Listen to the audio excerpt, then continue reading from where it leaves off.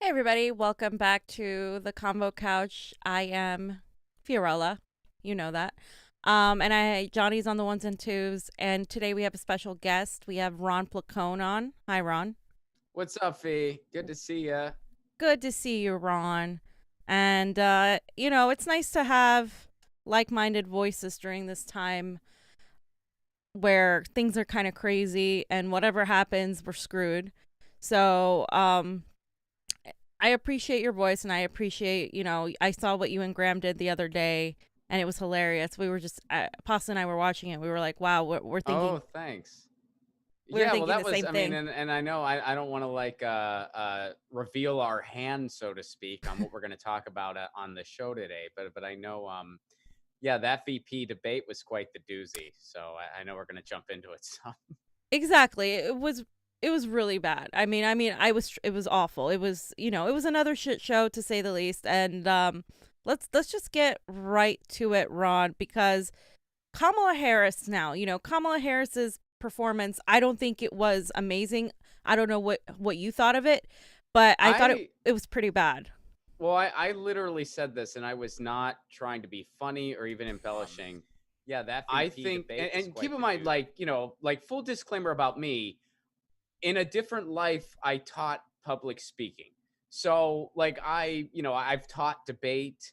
So I come at it from there's a part of me that whenever it's a political debate, regardless of how I feel about the candidates, which usually I don't like any of them, but regardless of how I feel about the candidates, I usually will objectively look at the debate through an objective lens. And my objective prediction was I think Kamala Harris will out debate Mike Pence. Right. And even that was giving too much credit. And I honestly felt, and again, this is strictly from a debate standpoint. This has nothing to do with how I feel about either candidate. I'm not a fan of either, but I think the only way Kamala Harris could have done worse is if she was deliberately trying to lose. That was one of the worst debate performances I have ever seen. The fact that we live in a world where Mike Pence, a an authoritarian theocrat, went 2-0 in debates. I mean, the last thing I tweeted, I was like, Mike Pence is not a good debater. He has just had unbelievably weak opponents. Tim Kaine did even worse than Kamala Harris, which, I mean, so the bar was on the floor for her and she barely, I mean, she didn't even really surpass it. But the fact that Mike Pence goes 2-0 in debates is just pure evidence that we need a complete overhaul of our electoral system. We have an electoral system that, because it is such a rotten system to its core, it rewards the most mediocre and, in worst cases, corrupt among us. And that's just evident of Mhm. it.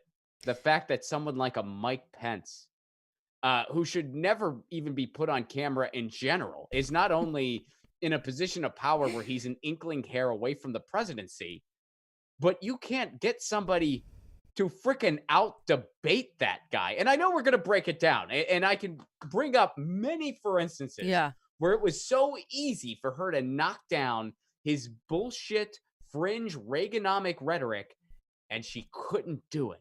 And why couldn't she do it? Well, because Right. she basically subscribes to the same principle. Yeah. Yeah, that's the thing. Like she couldn't do it because she would have to go after herself. I yeah, I love that you pointed that out because it was interesting. Pasta was betting on Pence doing better because of Pence's background on being a talk show host and Mm. being like playing off like he was a comfortable a comfortable speaker. So it was interesting going into that with him thinking that. I agreed with you. I mean, I thought Kamala was going to do a lot better than she did just because she's very performative. But let's She go. is. Yeah. And she gets her points down. I mean, in the primary, she had the points that she wanted to make, and she really made the most with the time she had in most cases. I Right. mean, there were a few exceptions. There was that moment where Tulsi Gabbard shredded her, but Yeah. like a lot of times when she had her time, she did maximize it strictly from a debate standpoint. So yeah, I did think she's going to be able to handle Pence, but She So couldn't. one thing that happened after the disastrous debate performance was you saw this whole thing on mainstream media, and I'm sure you saw it too, where they really honed in on Mike Pence's interruption of her, which yes, he did interrupt her multiple times.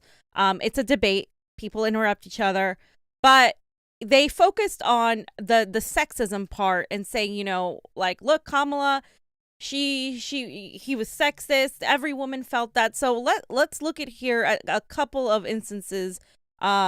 This woman named Mackenzie said when Kamala said, quote, "I'm speaking," every single woman felt that. Like, then Well, did you feel it? I mean, no, I didn't feel it. all right. So she overshot that one. I know one woman that didn't feel it.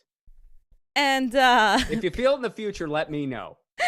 I might. I don't know. I mean, in I get any it. debate, if there's just text me and be like, Ron, I felt it. I And I'll felt be like, that. all right, I'm with you. If it's not an earthquake, Ron, I don't know what it is. I'm like, you all felt that earthquake the other day? Yeah, that's what I feel. All women felt it. I'm not feeling it. B. Not Fiorella. Peter Dow, right? I really like him. He's come around a lot since 2016 era. And he said, he noted this, regardless of your politics and whether you support her or not, you are likely looking at the first woman president of the United States in Kamala Harris. Blake, how do you feel about that, Ron? Well, I mean, my optimistic take wouldn't agree with that. And honestly, my objective take, I don't know if that would necessarily agree with that either. First of all, I don't think Biden's guaranteed a victory in November. I know a lot of people are, already popping the champagne, but Yeah. this happened before in 2016 where everybody, oh, look at these polls. Look, any poll that you see, I feel like you got to add 10 to Trump. Now, I did say the other day on Status Quo, I think if the election were held right now, this very moment, I think Donald Trump would beat himself. I'm very careful to say Biden would win because that gives this whole contest relevancy and implying that it's actually a competition between Donald Trump and Joe Biden. It isn't. It's a competition between Donald Trump versus himself. Is Donald Trump capable of shooting himself in the dick so hard that he beats himself? Yes, he's capable of doing that. He sure is. Will he or won't he? We don't know yet. I think that, given what's gone on this past week, if the election were held right this minute, Donald Trump would beat himself and Biden would become president. But there's still a little bit of time between now and November, as you know, Fiorella. And we are in a current rhetorical moment where it's not one day at a time anymore. It is 1 hour at a time. So a lot could change between now and November. So I don't even think Biden's guaranteed the presidency, which, getting this back to that debate, I mean, these are you saw two grossly unlikable people in Mike Pence and Kamala Harris. These are just two very objectively a theocrat and a people. cop, right? Yeah, right? No kidding. And so it goes to show, well, these are the people who were imposed on the American people. The vice president is selected not by the voters. Right. So these are the people that they imposed on us. And Kamala Harris especially, those of us who follow this stuff constantly, I think we were all pretty much in harmony and agreement that Kamala was the chosen one. She was meeting with the Clinton people on day one. She was the chosen one. And when she announced her candidacy, the state of California, first and foremost, was like, no, thank you. No, we know what you did. We know what you're all about. No, thank you. But they tried to shove her down our throats. Anyway, we were like, no, Kamala. So they were like, how about Buttigieg? No, thank you. How about Beto? Again, no, thank you. We're going to try Beto one more time. Did you see that cover of Time magazine? He looks good in denim.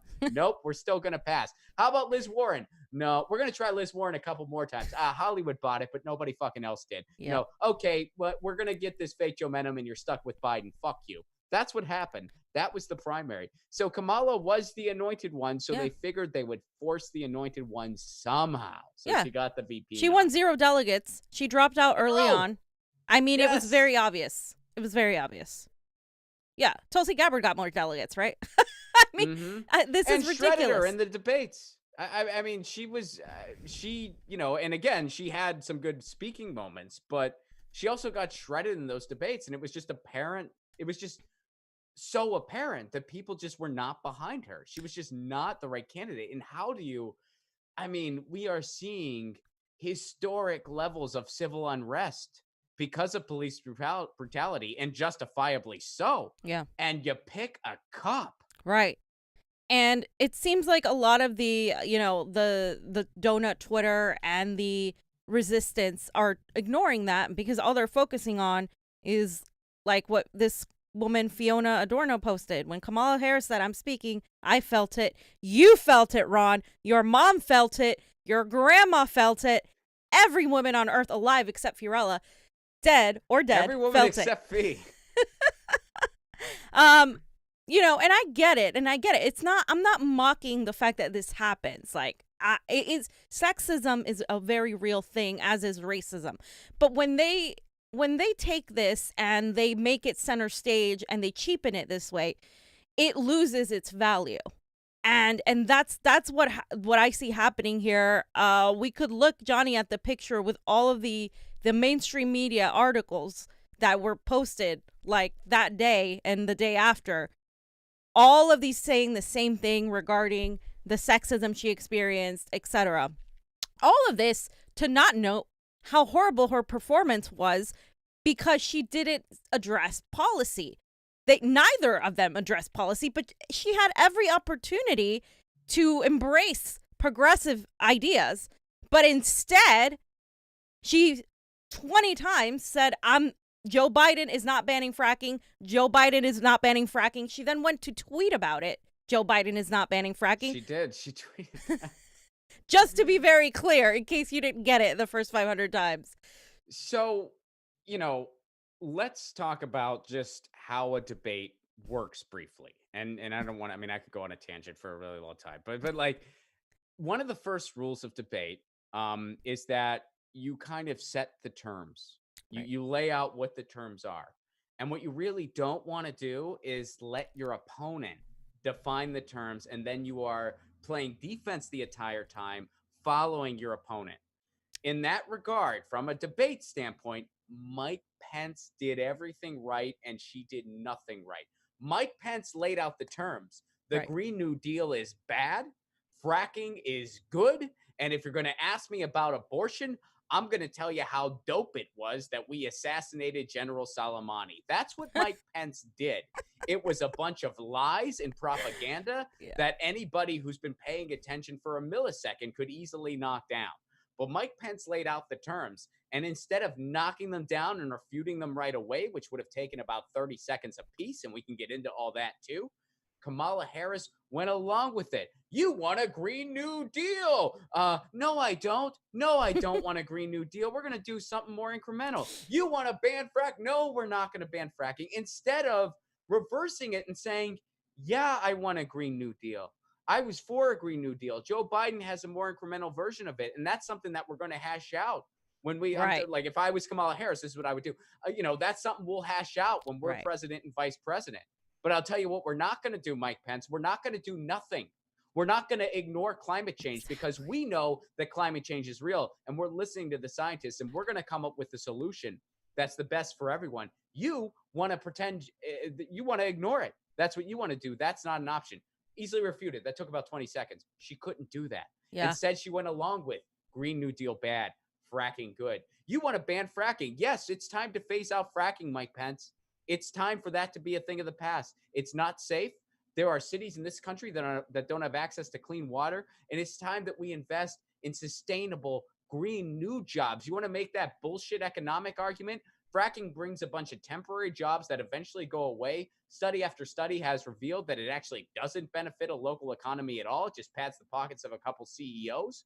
And it's time to get past it, because we're looking for jobs for the American people, not just helping out a few CEOs. Boom, refuted. That took about 15 Good job, seconds. Kamala. She did none of that. She did none of it. Yeah, I mean, she could have used you. I mean, it's very simple. She went after the small minority of moderate Republicans that don't like Trump. And that's what Biden has been doing all along. You've noticed his campaign has absolutely rejected every progressive platform in order to go after that small contingent of people. I thought he saw us and he heard us. I thought he I thought he was seeing us and hearing us. Well, That's you would not. think Bernie's doing all this work for him, right? Bernie's I thought campaigning. it was like, I see you, I hear you, I'm just choosing to ignore you. He forgot the third part. He couldn't fit that in the tweet. He's like, I see you, I hear you, and you know the rest. No, the rest is I'm gonna ignore you. That's the rest. And it gets worse, Ron, because when we talk about criminal justice, Kamala can't ignore her record. And Mike Pence brought up her record and attacked her from a pseudo left, but it was still from that perspective. Oh, your record of incarceration. And she described herself as a top cop before. And instead of actually saying, you know what, I apologize for what I did. Here's my new way of addressing police brutality. When she was talking about the protests and police brutality, just like Joe Biden, she made sure to note that the law is of value. And when we talk about law and order, you think of Donald Trump. So it's like they were trying to out-Republican and out-Trump Trump the entire time. And you're just not going to do that in a debate with a theocrat. It's just not going to happen. Mm-hmm. Yeah, if you try to outright an authoritarian theocrat, you're not going to be able to. So really what you're just doing is you're just allowing them to dictate the debate, which is what happened. And then there was that other time where, Mike Pence brought up the Supreme Court thing where he just backed her into a corner. He's like, are you going to stack the courts? Are you going to stack the courts? If she just knew her way around a debate, she would have said, you want to talk about the courts and the legitimacy of our courts. First of all, let's talk about the fact that it's nothing short of criminal and straight up bizarre that our court system is a political football in the United States. Yep. So by expanding it and having term limits, you end that, and it needs to end, first of all. But second of all, let's look at who's appointed to the Supreme Court right now. George W. Bush, who didn't win in 2000, the Supreme Court handed him the office, and controversially won in 2004, which I think it's fair enough to say he wasn't really a candidate of the people at all. That guy appointed 2 people.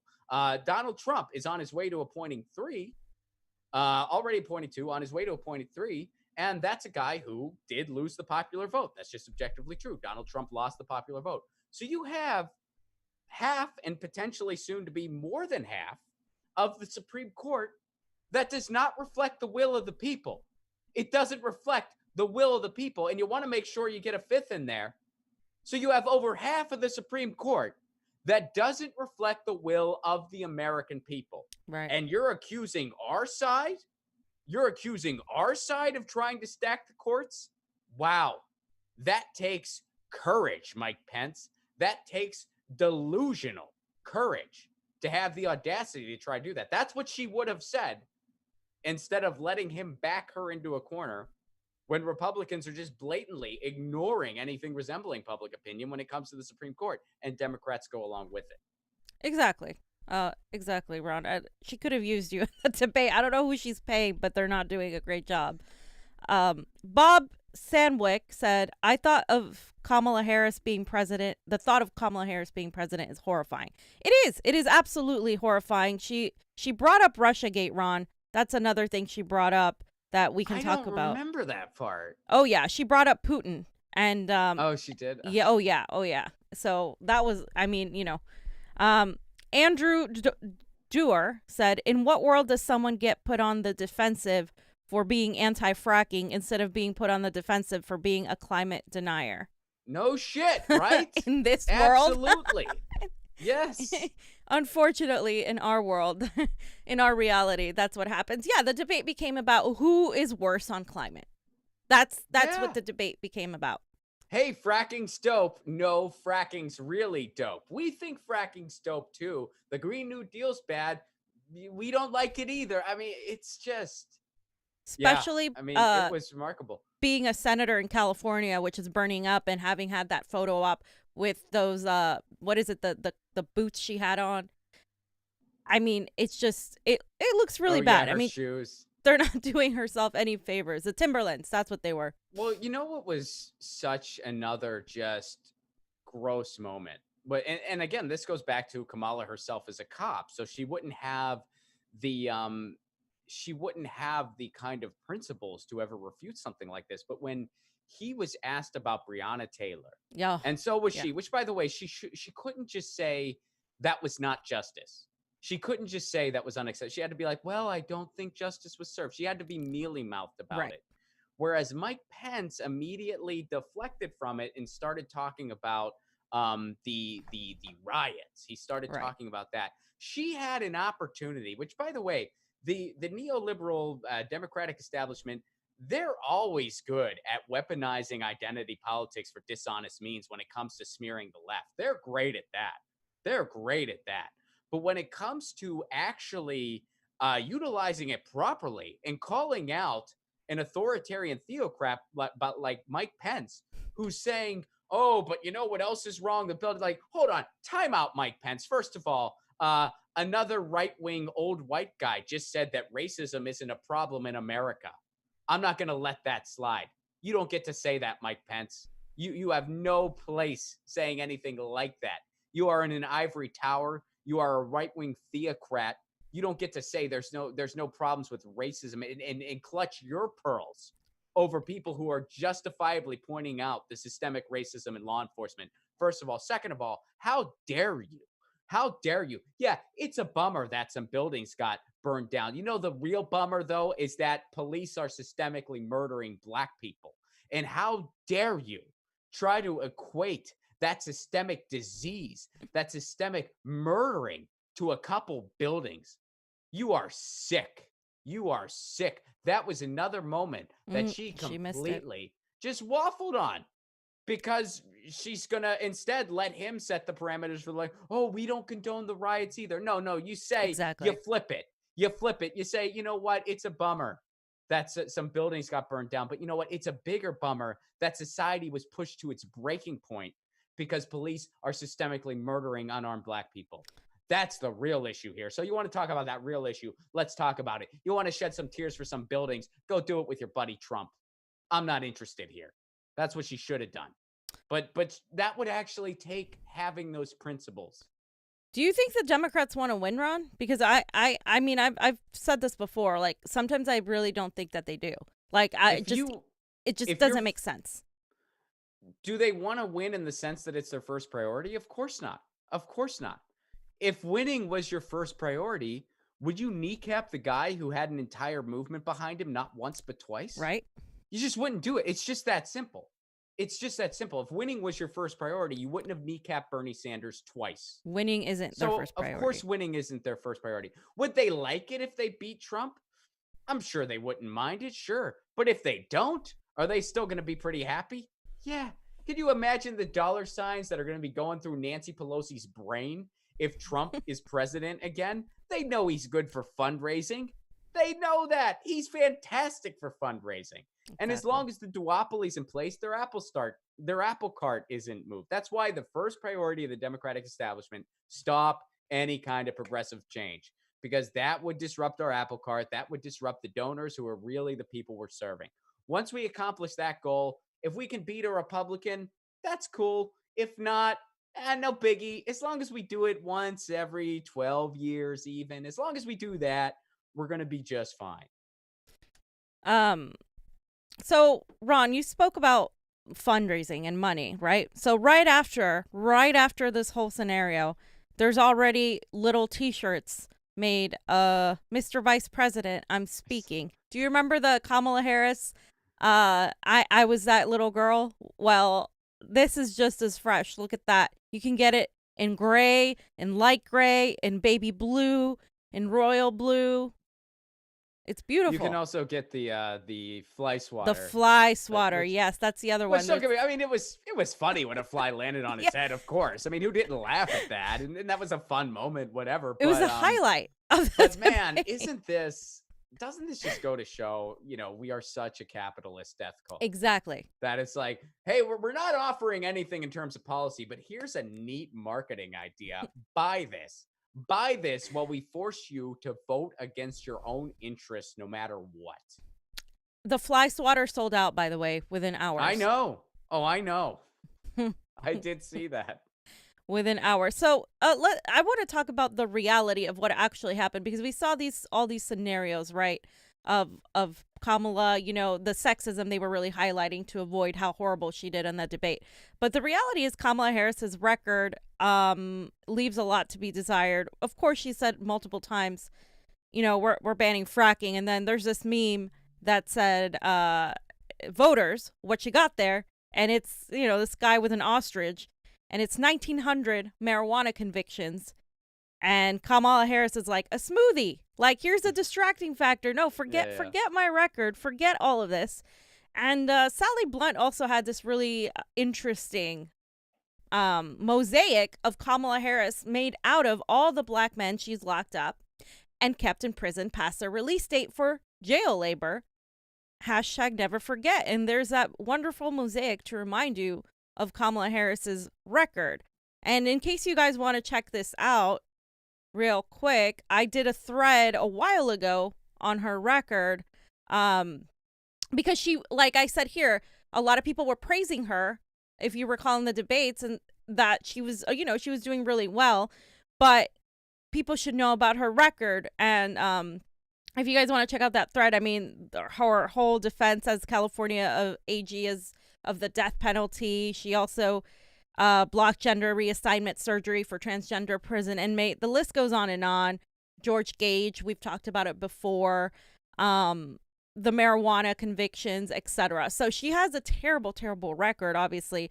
And in the age of police brutality and mass protests, it is really a wonder to me how you think that forcing this woman who never got any delegates to the very top as a VP is something you want to do, right? So everybody was talking about how Donald Trump called her a monster. So while I think it's dumb and you shouldn't be saying that, like, does her record not say otherwise?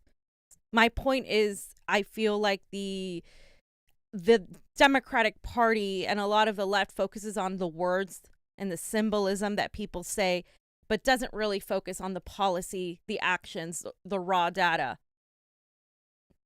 Sure. I mean, well, and you can draw this to Biden and Trump too. I mean, it's like, and people, people really want to live in this world where there's a good guy and a bad guy. So when you have the message of like, well, sadly, there's all bad guys involved here, it's not always very well received. But it's like, a lot of the horrible things Trump's done, he was able to deflect back on Joe Biden. And again, this just goes to, if your first priority was winning, you'd think, gee, maybe we shouldn't put up a candidate who has enough skeletons in his closet he doesn't need to decorate for Halloween ever again. When in Joe Biden, who has 40 years of just doing ridiculous, horrible things. And, same with Kamala Harris in this case, where Mike Pence was just able to deflect away. And a lot of the people, because I saw it on Twitter too, where people were like, well, I think Kamala Harris won that. And I can see how some people would feel that way because everything Mike Pence said was just pretty much lunacy. I mean, his ideas are just so, he just parrots Reaganomics that has been deflected since the 80s. It is proved to be a miserable failure. But none of his lies went unchecked. And in a debate, if you don't check somebody's lies, it doesn't matter how many people who know better are watching and then are tweeting about it. It doesn't matter. If you don't do that, well, you didn't have a very effective debate. And when he just gritted through his teeth and lied about Trump's tax cuts, and Kamala Harris didn't push back at all, when she let him define the terms and didn't push back at all, when she let him just make those horrible deflections. You ask a guy straight up about abortion, he doesn't want to answer the question. So he talks about how great an assassination was. You know how morally sick that is on so many levels? Soleimani was killed because of abortion. I mean, what the hell? I mean, that was quite a moment. Yeah. And she couldn't just be like, everyone at home, just make a note of this. Or he was asked about banning abortion in his state, which, by the way, he would if he could. He doesn't want to say that out loud. Yeah. But believe me, he would. He didn't want to answer that. So instead, he talked about how great an assassination was, which, by the way, if we went to war with Iran, that'd be a really bad thing, folks. That'd be a really bad thing. But that's what that guy just said. Understatement. So, I mean, it's if you're just listening to how insane Mike Pence is, then I can see how you might conclude like, oh, well, I guess she did okay. But in reality, it's how sad is it that no one can combat against his lunacy? Right. It should be And it very isn't easy. hard. It should be very easy to do. So just moving on the next topic, Ron, what is your sentiment about the Lincoln Project? Oh, I think they're heroes. I think they are the resistance heroes. I welcome them aboard. I actually have a Lincoln Project tattoo. It's on my butt. I won't show it. But no, I think they're It's they're a okay, bunch Ron. You of can show it. they're a bunch of Republicans who don't like Trump because he's mean. And that's that. And the Democratic establishment, because they're Republican like themselves, they cling to these grifters to try to make it out like that's a recipe for winning. Well, guess what? You tried it in 2016 and it didn't work that time. And if Donald Trump is not reelected, it won't be because these moderate Republicans just couldn't get on board with how brutal he is. It will be because Trump beat himself. It'll be because Trump is just so incompetent that so many people realize he's just in over his head. So they're going to take a chance on this babbling guy who is going to be dragged across the finish line, basically. That's why, if Donald Trump doesn't continue his presidency, that will be why. Right. And institutions like the Lincoln Project and Nancy Pelosi, when they go, oh, I hope the GOP gets their party back. Yeah. What they're really doing at the end of the day is they are helping the GOP. And maybe they realize that, maybe they don't. I think they probably do, but they are helping the GOP because in reality, here's like a metaphor I like to use. So let's say the GOP is an actor or actress, and they get ready on a movie set, and they're getting their makeup done, and the wrinkles are all smoothed out. They got like the skin tone is exactly the right way where it's going to look as bright as possible on camera, and they're doing the scenes, and they're being nice to the makeup artist, and they're being nice to the crew because they want to keep up appearances, and they're just like, hey, so that's the GOP under regular circumstance, right? That's the GOP. Then they go back to their trailer after a long day of shooting. They take their makeup off and they have some blemishes. They're on the phone with their spouse and they're about to get a divorce because in reality, they're a narcissist who doesn't care about anyone but themselves, and they're a horrible partner, and their personal life is in the shitter, and they're chain smoking like it's going out of business to cope with it all. That's Trump. And guess what? At the end of the day, it's the same thing. The GOP is Trump. Trump is the GOP policy-wise. Policy to policy, they are the exact same thing. What Donald Trump doesn't have is any subtlety. So he is just the mask off of the GOP. But that's how horrible the GOP really is. Noam Chomsky described them as one of the greatest threats to humankind. And he's freaking right. How are they able to be that repulsive? Because they don't have any real opposition. Exactly.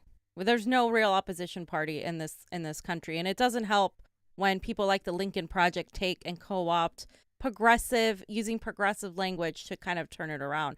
So Cenk had a interview with the founder, one of the co-founders of the Lincoln Project. His name is Rick Wilson Jones. Oh, that guy is so off-putting.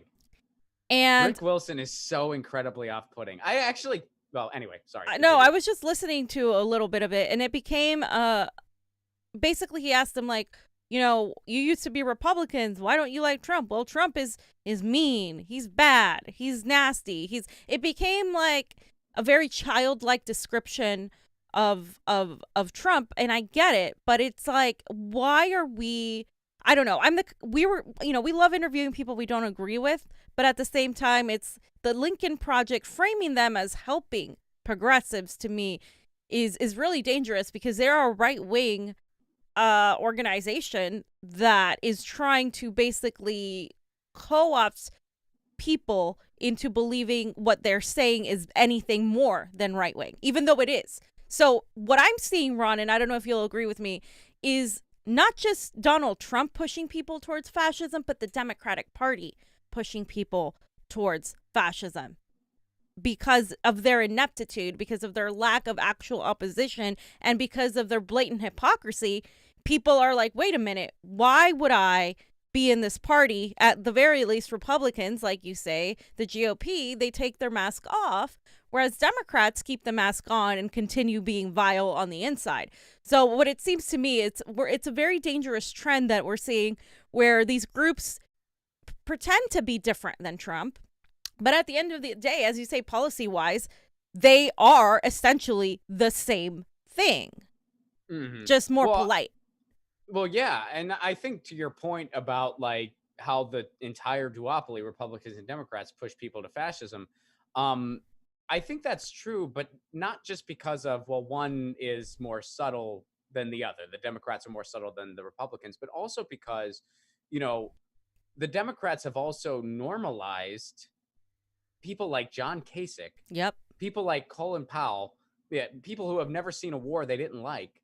They've normalized that as being an alternative to the most conservative option, which, I mean, when you just take a look at it from the Overton window perspective, which is like the window of, what you see as appropriate conversation in your contemporary political landscape, that is so far to the right, you need to buy a different camera to zoom out far enough.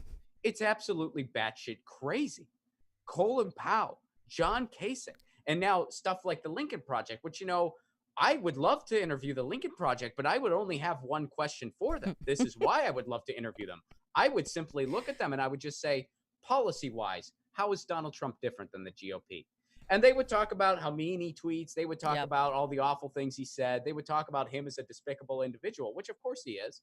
And when they got finished, rehashing their talking points that are pre-scripted, I would say, I agree with everything you just said. But I'll repeat my first question because that's not the question I asked. I don't need you to tell me how awful Donald Trump is. I can tell you about how awful Donald Trump is because I can also talk about awful policies he's instituted. My question to you was, how is Donald Trump different policy wise than the GOP? And eventually it would come to the surface that they're not able to answer that question because the answer to that question at the end of the day is he's not different. He's just a jerk and we really want our party to do well. So we feel like eventually this jerk might make us look bad. In some ways, he already has. And Yeah. we don't want that to Too late. continue. So we're trying to distance ourselves from this jerk. And when people like Nancy Pelosi and whoever else legitimizes us, they're really helping the GOP. Precisely, which is why it's really scary to me when Ilhan Omar shared this tweet. Now, I'm not one to cancel people over tweet sharing. We saw that whole thing happen with Tulsi Gabbard where she shared she said Project Veritas, this video, blah, blah, blah, without vetting enough. And, she apologized to Ilhan. But then we have Ilhan Omar sharing this tweet talking about what Lincoln Project says is, we dragged him out, where's Trump? And they were talking about Donald Trump and a message from Donald Trump, and Ilhan Omar retweeted that saying, sadly, he is so easily manipulated. Now, I don't think, I don't make it a whole huge deal of people like taking something on Twitter, etc. But I've seen multiple people on the progressive side kind of fall into what the Lincoln Project has been saying without actually knowing who they are. And I find that really dangerous because organizations like the Lincoln Project, like PragerU, like QAnon, these entities, I think they're there to have a sort of effect where they put truth surrounded by a bunch of lies in order to get a rise out of whatever audience they're targeting. So, for instance, for QAnon and PragerU, they're targeting the right. For Lincoln Project, they're targeting the right that doesn't like Trump and the centrist neoliberal moderates. So it's just interesting to me that I'm seeing a lot of these orgs pop up with a lot of misinformation, but at the end of the day, they all policy-wise are supporting the right. And when they're kind of uplifted and promoted by people who should know better, it seems to me like that's a problem.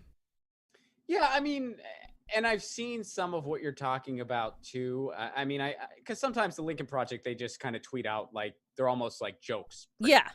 Like and they're just kind of like anti-Trump sentiments, and I think there are people who retweet them without really knowing who they're retweeting. Although right. all the stuff we're saying, by the way, none of this is some like we had to do some sleuthing to find this out. I mean, if you just Google the Lincoln Project, it will just come up.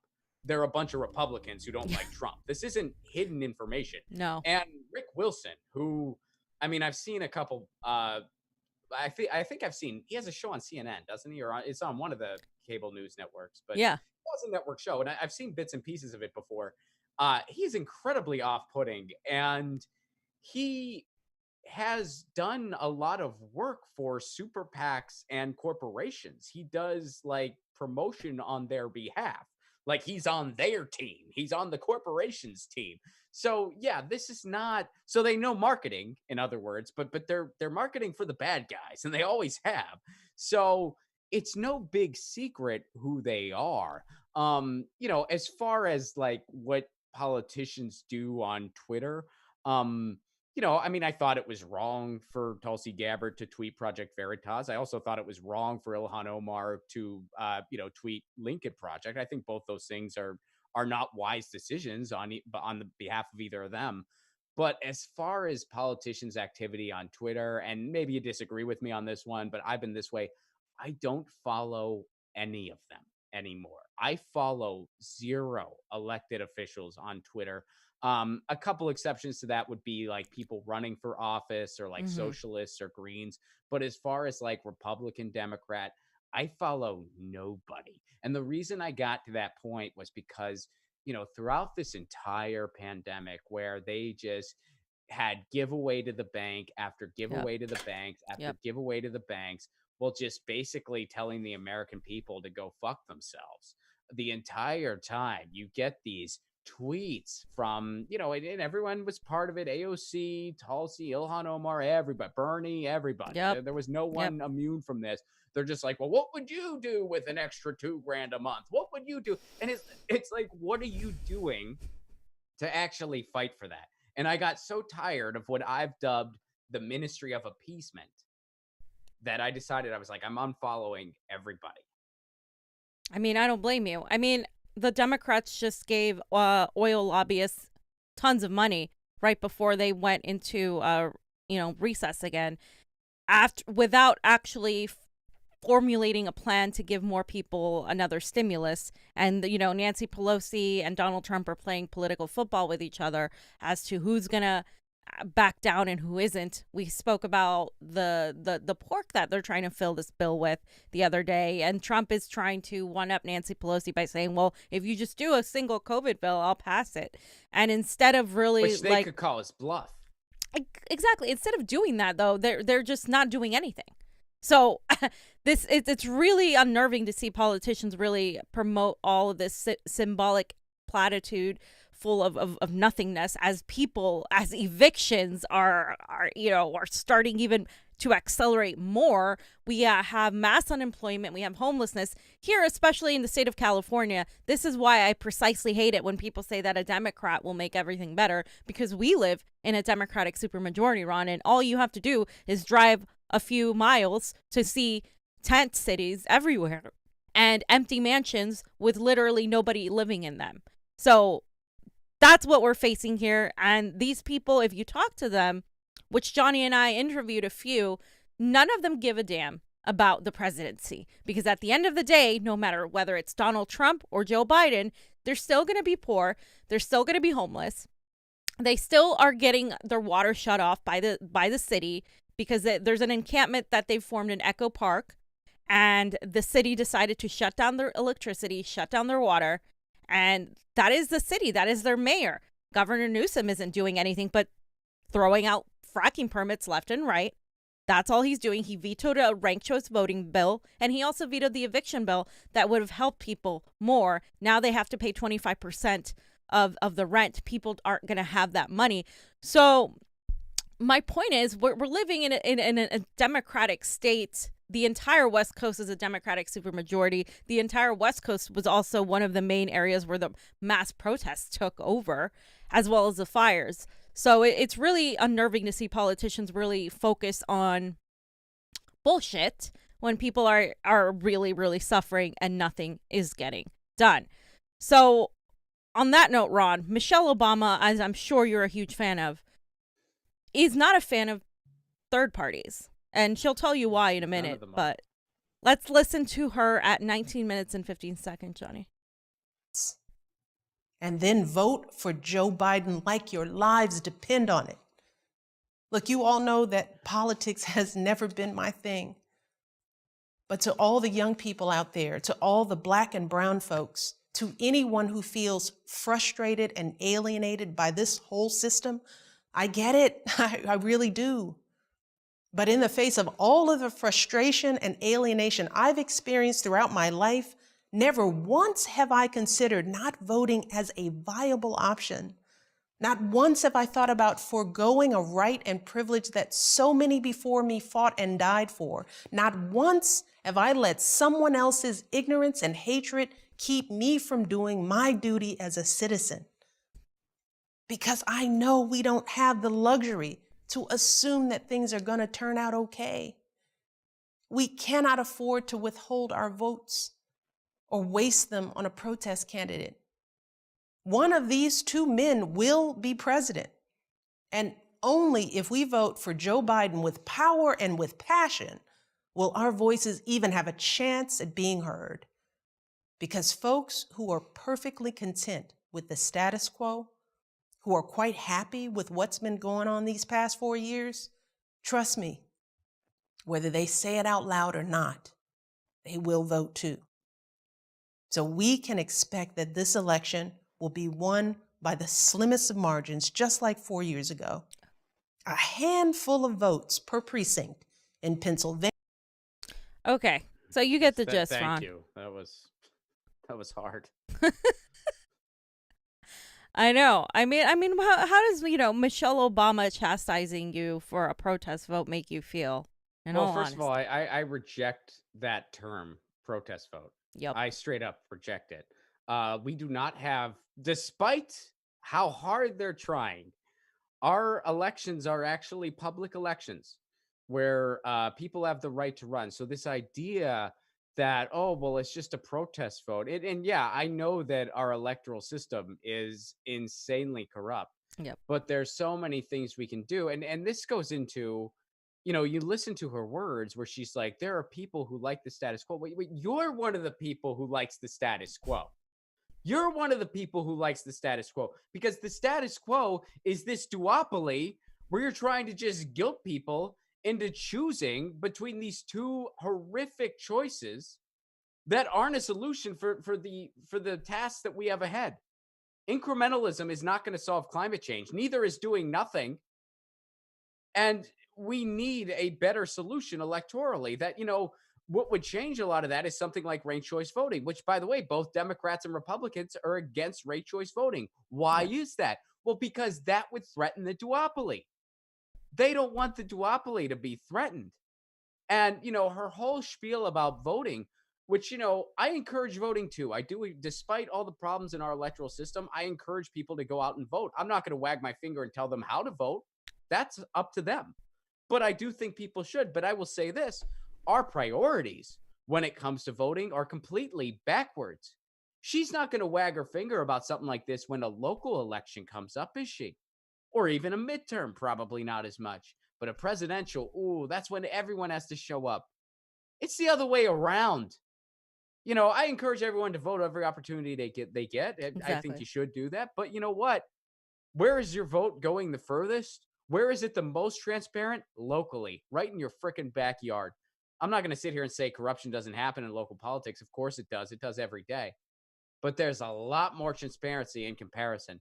And that's a vote you should never freaking miss. Because if we all change stuff in our backyard, we'd be looking at a different country. Look at the people who rallied for a public bank here in Los Angeles. Exactly. Look at the people who fought along with Shama Zuwan for $15 an hour in Seattle. That's where you really have power. That's where you got power, is locally. What's the second most important as far as electoral politics is concerned? The midterms. What's the third most important, and distantly third as far as I'm concerned? The presidency. And you know what? What do we need even more so than what you do in a voting booth? Direct action. So when Michelle Obama and people like her wag their fingers about like Joe Biden and Donald Trump and putting all this emphasis on Joe Biden, what they're really saying is we like the status quo. because we don't really want you to know how real change works. We don't want you to know that real change works through grassroots movements, through protests, through strikes, through direct action, and a lot of it through forcing your elected officials, whoever they are, to do what you want. Because that's how it's always happened. The New Deal didn't happen just because everyone was like, FDR seemed like a nice guy. And FDR was like, I am a nice guy. Look at all this New Deal I'm going to do for you. No, the New Deal happened because there were labor movements and socialists and communists and the working class and unions. And they were united and they were out there and they were strong. And they said, we're not going to take it anymore. And FDR had the foresight to decide, we're going to give up a little bit or we're going to lose everything, rich friends. We better act accordingly. Same with any other successful movement in the contemporary United States history. So, I mean, that was just a bunch of malarkey nonsense. And it was malarkey. That's a bunch well, of and it was gaslighting. It was gaslighting. She's Absolutely. saying these people who are happy with the status quo, well, propping up the status quo. So, yeah, I mean, vote shaming never worked. Vote shaming didn't work in 2016. Votes are earned. The Democratic Party hasn't earned the votes of the majority of people. But I just want to go off on that because, like I told you before we started the show, I'm seeing a lot of people who were once Jill Stein supporters vote for Joe Biden. And I agree with you 100%. I always emphasize this. We need direct action. We are a country of people that has lost their zeal for protesting, for direct actions. None of what we want is going to be given to us. The Democratic Party and the Republican Party aren't going to give you your power. You're going to have to reclaim that power. And any time where they see mass civil unrest and a mass movement of people not happy with the status quo, they try to quell it. Well, if any other country had been denied any sort of UBI and healthcare during a pandemic, and they were only given $1,200, I can guarantee you that France would have been out in the streets because they are constantly protesting through direct actions over there. They constantly demand from their political leaders, hey, I want this. We need this. This is what we need. If you're not going to do it for us, you're out, and we're going to put someone in there who will. And that's the difference I see in America, Ron. I see Americans getting guilted and manipulated through their emotions to actually continue to support this facade of a duopoly, instead of realizing, hey, maybe, just maybe, it requires us to actually get out in the streets, not just against police brutality, but against everything else. Literally, demand single payer, demand rent cancellation. Talk about Julian Assange. Nobody's talking about Julian Assange, save a very few people in independent media. I mean, this is insanity. The fascism that they say happened with Trump was there long before, and it's encroached us now to a point where it's really hard to decipher who is and isn't a fascist, because the Democratic Party, through censorship and control of the internet and the infringement on privacy, does the same thing that the right does. So what is it going to take for people to literally have direct action and stop focusing so much on the top that really, it really isn't going to make much of a difference? It has to come from the local ground up. And I feel like Americans have lost the ability to do that as well. Well, and I think that's by design. I mean, as far as Right. what's it going to take? I mean, I wish I had the answer to that question. I think we all do. And I think a lot of this is by design. When you have, part of the reason that in France and Germany and all these other countries, they can get out and strike when they need to is because their healthcare is not tied to a job. They're typically not one paycheck away from being out on the street.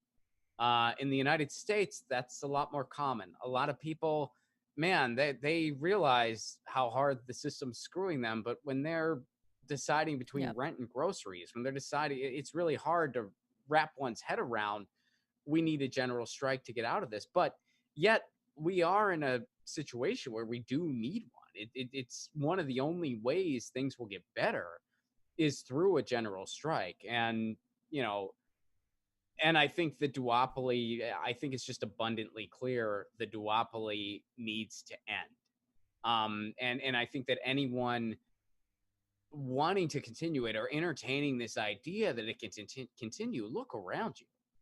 I mean, whatever someone's going to do in November, I'm not going to fight with some, like it's just not my place. If someone's like, I can't bring myself to vote for Joe Biden or Donald Trump, I get it. If someone's like, we got to just get rid of Trump, I'm going to vote Joe Biden, that's your choice. I get it.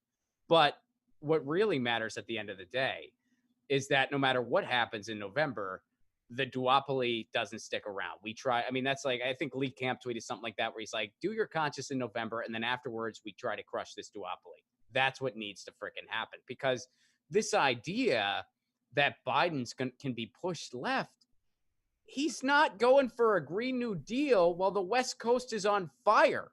He's not going for Medicare for all when we're in a pandemic and people are dying and there's a homelessness crisis. Exactly. He's not doing it now, and he hasn't even been elected yet. Once he's elected and he's got what he wants from you, which would be your vote, you think then he's going to be able to be pushed? That's absolute. That's just lunacy. Nuts. I mean, that's just not going to happen. It's lunacy. I lunacy. mean, if you want to get Trump gone, I get that. I don't like Trump either. But if you think like, well, if Biden's in, we can just, that's bad. Like, no, you got to crush the duopoly no matter what happens. What is your feeling right now at this moment with the election? Because initially a lot of us were like, wow, like, it seems like Donald Trump has it easy. He's the incumbent. He's got a crazy amount of support. Democrats are horrible. But Trump is kicking himself in the foot right now as of late. Who do you think right now has the upper hand in the election? I think if the election were held right now, this very minute, I think that Donald Trump would beat himself and Joe Biden would become president. Mm-hmm. But it's still early October, relatively speaking, early October.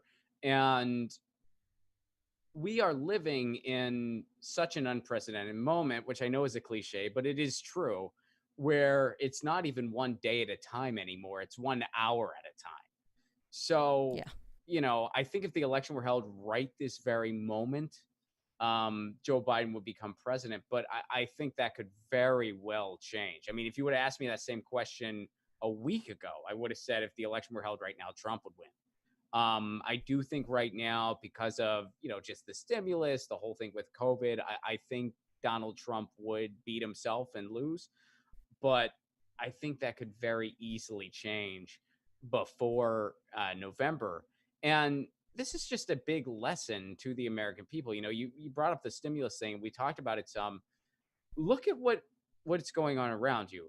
You have the GOP who hates you so much, you, the citizen. They hate you so much, they're willing to risk losing the White House to avoid helping you, which is what they're doing. That's definitionally what they're doing. I mean, the Senate could make Trump look like the hero right now, give people actual relief, and he'd be guaranteed re-election. That's just an objective fact. They don't want to do that. They'd rather not help people because they hate you that much. On the other side, the Democrats hate you so much, they're willing to let you be out on the street to just try to make sure they make the other side look bad. That's our system. That's the duopoly.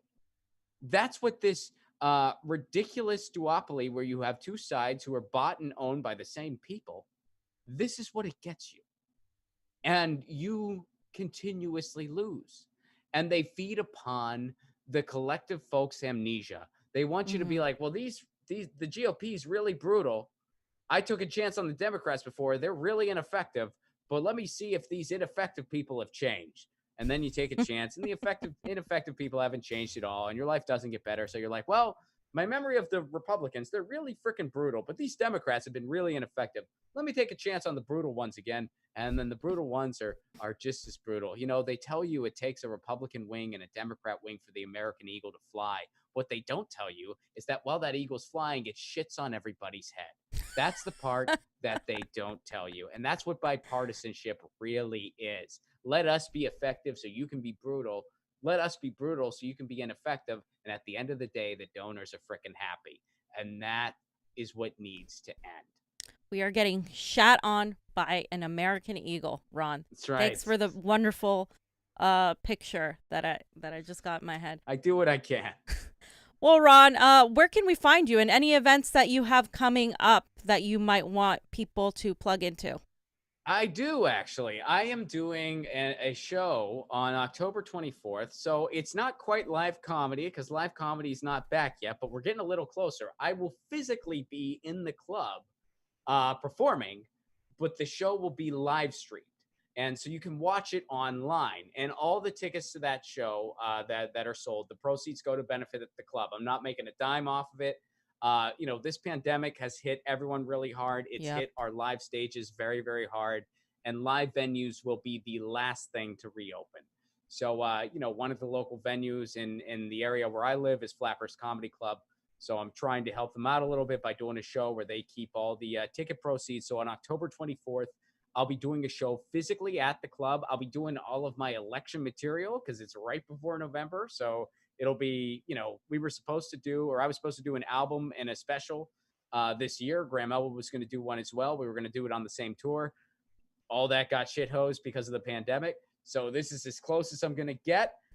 So I hope you will join me. You can get tickets on my website, romplacone.com. Again, all proceeds go to the club. You can check me out on YouTube, which it's cut off a little bit there, but it's just youtube.com/romplacone. I stream Get Your News On with Ron, typically every Monday through Wednesday at 2 p.m. Eastern, 11 a.m. Pacific. And then I drop a short video, which the college roommates, the political party college roommates just gave their 2020 endorsement for anyone who's following that short series that I do. It's a fun one where all the political parties are college roommates. So you can check all that out at youtube.com/romplacone. I got a Patreon, patreon.com/romplacone, where I do all kinds of fun little cool perks. And I'm making theme songs for my patrons now. And that's all for a Give What You Can level. And of course, this can all be found housed at romplacone.com. And you can follow me on Twitter at romplacone. Yes, guys, and make sure to follow him on Twitter because he's hilarious on Twitter as well. Guys, thanks so much for watching. Thank you to my Rokfiners. Remember, if you haven't signed up, it's free to sign up. ROKFIN, Rokfin.com. Thank you, everybody on the YouTubes, as Pasta says. And as always, guys, just, don't vote shame people. Whatever it is that you do in November is between you and the ballot box. But there's a lot of work to be done outside of electoral politics, and that's what I want to leave people with. Jonny, anything else? All right, guys. See you later. Convo out.